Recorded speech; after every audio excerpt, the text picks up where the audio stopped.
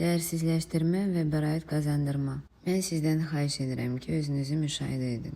Siz ilk növbədə nəyi değersizləşdirirsiniz? Özünüzdə və başqalarında.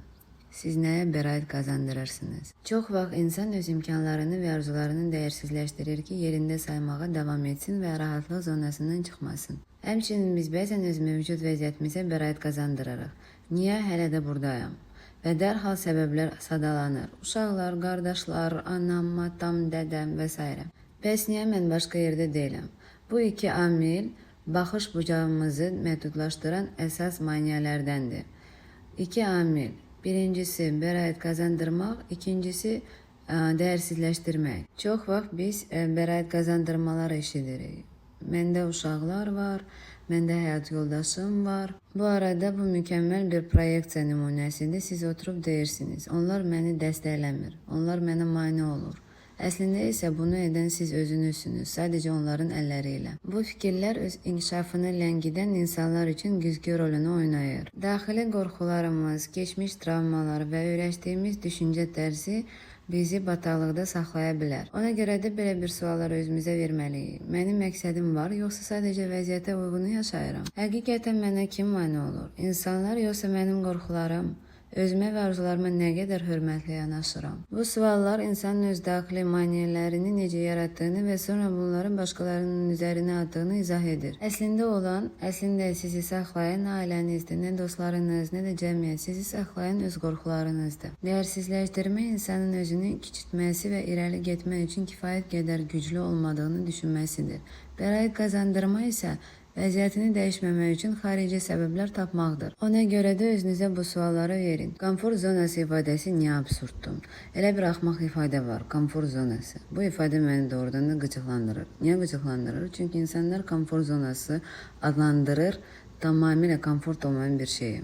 Siz buradasınız, yəni siz komfort zonadasınız, amma əsəbləriniz pozulub, gücsüzlük içindəsiniz, narahatlıq, depressiya içindəsiniz və bunu komfort zonası adlandırırsınız. Bu nə dərəcədə absurddur? Bu heç bir şəkildə yaxşı deyil, bu həqiqətən pisdir. Bəs onda niyə buna komfort deyirsiniz? Niyə bu sözü yazırsınız? Deyirsiniz ki, mənim üçün rahatdır, mən öz zonamda qalıram. Komfort zonasında qalmaq bataqlıqda qalmaq kimidir. Bataqlıqda yaxşı olmur. Abuziv münasibətdə olmaq bu komfort deyil. Sizi incidiklər yerdə qalmaq bu komfort deyil. Sizi sıxan, enerjinizi soran işdə qalmaq bu komfort deyil. Bu sadəcə vərdişdir. İnsanlar daha çox qorxudan və qeyri-müəyyənlikdən qaçmaq üçün komfort zonası anlayışını özlərində bəhanə kimi istifadə edirlər. Amma əslində bu komfort deyil, bu sadəcə tanış olan bir mühitdir. Hər şey bir alışqanlıqdan ibarətdir. Hətta əgər bu mühit insana pis təsir edirsə belə, beyin məlum olanı naməlumdan üstün tutur. Yəni, insan bədbəxt olsa belə, tanış olan bədbəxtlik ona yeni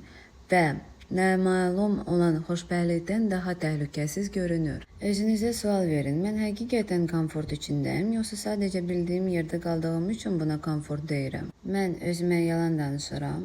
Bu yer mənə həqiqətən xoşdur, yoxsa sadəcə qorxduğum üçün buradan getmirəm? Əgər özünüzə səmimi cavab versəniz, anlayacaqsınız ki, komfort zonası əslində sizi içəridə saxlayan bir tələdir. Hər şeyi öz adı ilə adlandıraq. Məna saxtakarlığı.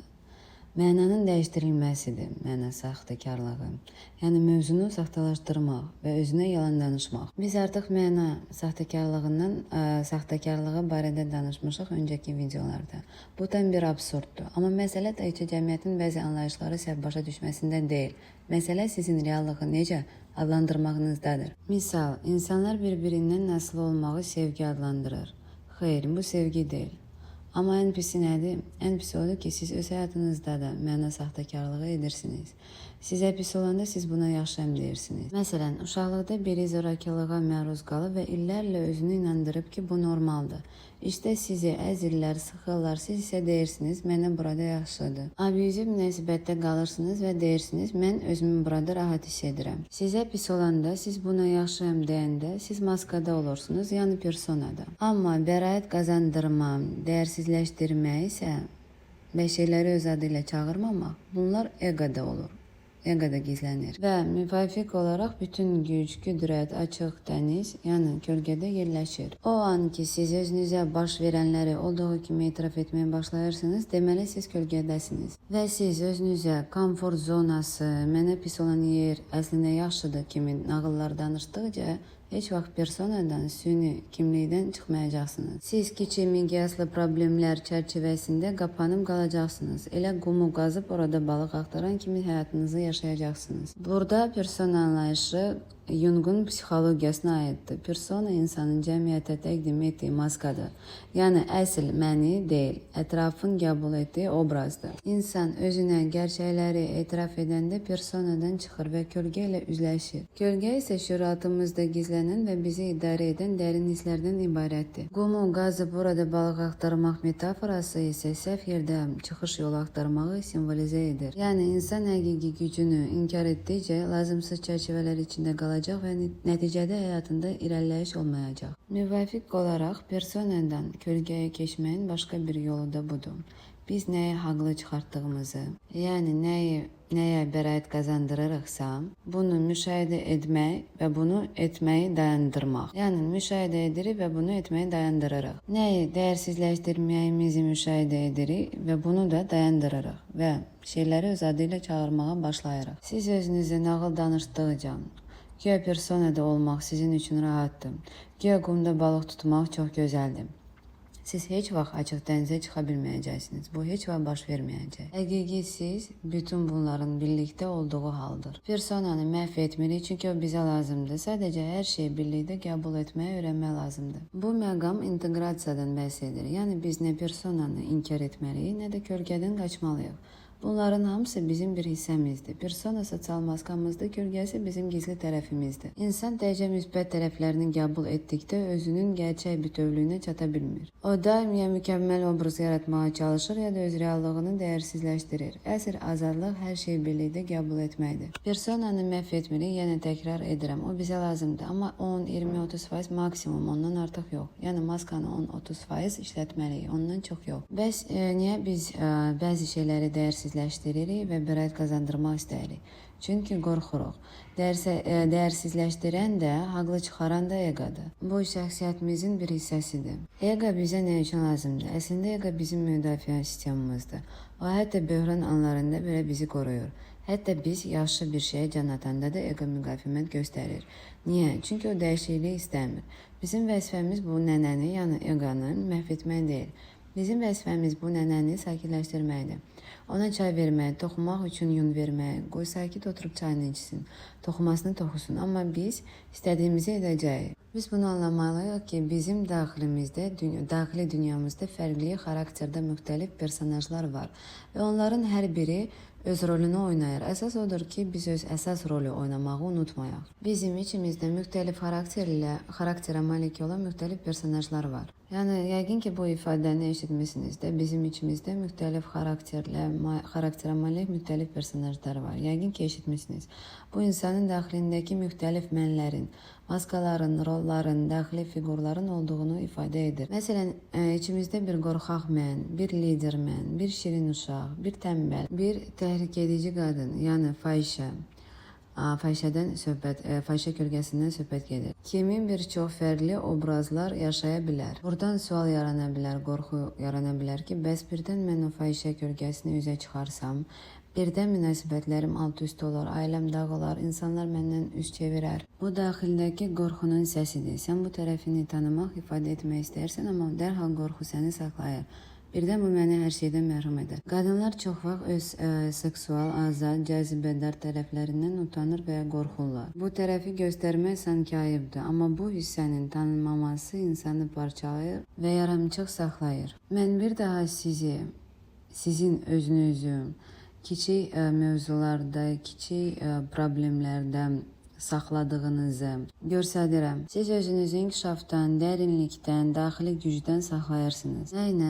Qorxularla, kiçik dünyanın problemləri ilə məşğul olmaqla, geniş baxış bucağı ilə baxmamaqla, tabular çərçivəsində qalmağa, razılaşmaqla. Bu isə özünüzə xəyanətdir. Bunu edən sizsiniz. Nə ətraf, nə cəmiyyət. Siz özünüzü orada saxlayırsınız. Siz özünüzü bu dənizdəki akulalarla birlikdə bağlayırsınız. Halbuki bu akulalar sizin əhilləşdirilmişlərinizdir. Sizi yeməyəcəklər.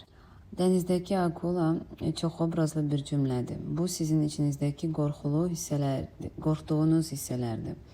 Qəzəb, etiraz, seksual cəzibə, güc, sərhəd qoyma, fahişə kölgəsi və s. Əslində siz bu hissələri tanısanız və onlarla barışsanız, onlar sizə xidmət edəcək. Onlar əhilləşdirilə bilər. Onlardan qorxmaq lazım deyil. Onlar sizi udmayacaq, əksinə sizi tamamlayacaq. Bax, məhz başqaları nə düşünər fikri də həmin bu yerli, yəni dar, çərçivəli problemlər sırasındadır. Əgər mən özüm olsam, başqaları nə fikirləşər? Bu sual insanın öz həyatının başqalarının gözündən yaşamasına səbəb olur. Bu isə daxili azadlığa düşmən olan bir düşüncədir. İnsanlar çox vaxt cəmiyyətin baxışlarından qorxaraq öz unikal tərəflərini gizlədirlər. Amma əsl güc bu qorxunun içindən keçməkdədir. Daxilimizdəki qorxulu, ayıb və tənqidə məruz qala biləcək hissələr əslində sənin, mənim güc qaynağımızdır. Onlardan qaçmaq yox, onları tanıyıb əhilləşdirmək lazımdır. Çünki onlar səni udmayacaq, səni bütöv. Çox zaman siz özünüzü qorxutduğunuz o mümkünsüz arzular var ha. Onlar nədir əslində? Elə arzular ki, sənə elə gəlir, onları istəmək belə ayıbdır, təhlükəlidir. Onları istəyirsən, amma dərhal qorxular baş qaldırır. Bu mümkün deyil, bunu istəmək çoxdur, əgər bu baş versə həyatım alt üst olar. Amma əslində bu qorxu hissi səni saxlamaq üçündür. Arzunun özü yox, onu istəməyə olan qadağa və qorxu səni yerində saxlayır. Bu sənin özünün kiçik problemlərdə, komfort zonasında saxlama üsuludur. Özünü akula obrazı ilə qorxudaraq. Sənin içindəki böyük arzuların, gücü, potensialı görmək əvəzinə özünü əgər bu tərəfim üzə çıxsa həyatım dağılacaq deyə qorxudursan. Sanki o istəklər sənə düşməndir. Halbuki sən onları tanımadıqca yerində sayırsan. Özünü elə bil akula ilə qorxudursan. Amma həmin o akula sənin öz hissəndir. İçindəki güclü potensialını. Qorxmaq yerinə onu tanımaq lazımdır. Yəni söhbət özünü qorxutmaqdan gedir. İnsanlar nə deyəcək? Bu da eyni qorxutma metodudur. Özünü qorxutmağın bir növü də başqalarının fikri ilə bağlıdır. Əgər mən belə etsəm, məni ayıblayacaqlar. Əgər öz istəklərimi desəm, tənqid edəcəklər. Bütün bunlar özünü saxlamaq, yerində qalmaq, heç nəyə risk etməmək üçündür. Amma bu səni azad etmir, səni qəfəsdə saxlayır. Özünü qorxutmaq bu eqanın işidir. Bu qorxutmaların hamısı eqadır. O səni qorumağa çalışır, deyir, qal yerində, təhlükəyə getmə. Eqa bəzən sağ qalmaq məqsədi ilə bizi inkişafdan saxlayır, deyir. Elə burada yaxşısan, irəli getsən, təhlükə var. Başqalara pis baxar, uğursuz ola bilərsən. Əslində o səni qorumaq istəyir, amma çox zaman bu qoruma inkişafın qarşısını alır. Nə deyirik? Deyirik, sağ ol, Eqam, nənəciyim, narahatçılığına görə təşəkkür edirəm. Burada çox maraqlı bir yanaşma var. Ego ilə mübarizə aparmaq yox, onu qəbul etmək. Sanki içindəki qorxan, narahat olan nənə ilə danışırsan.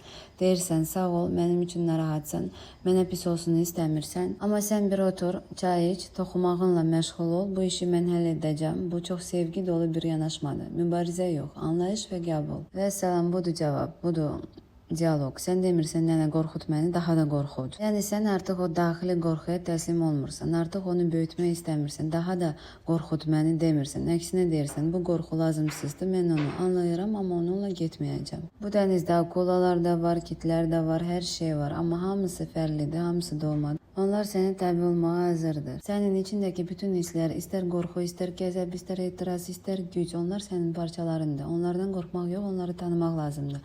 Onlar sənin düşmən deyil. Əgər sən onlara sevgi ilə yaxınlaşsan, onlar sənə xidmət edər. Onlar akula deyil, sadəcə tanınmamış tərəflərindir. Və biz bu hissələrə doğru düşünməyə, onları tanımağa başladıqca barışa doğru bir addım daha atırıq. Yəni biz bu hissələri rədd etmək yox, onları qəbul etdikcə içimizdə bir bütövlük yaranır. Bu isə sülh, rahatlıq və azadlığın yoludur. Özünü parçalamadan bütöv halda yaşamaq deməkdir. Nəticəm, sənin içində qorxduğun o akulalar əslində sənin hissələrindir. Onlardan qorxma, onları danma, ego səni qorumaq istəyir, amma sən artıq böyümək istəyirsən. Nənəyə təşəkkür et, amma sükanı üzərinə al və o möhtəşəm arzulardan qorxma. Onlar sənin yolundur, bu yolda tək deyilsən, içindəki bütün hissələr sənə kömək etməyə hazır.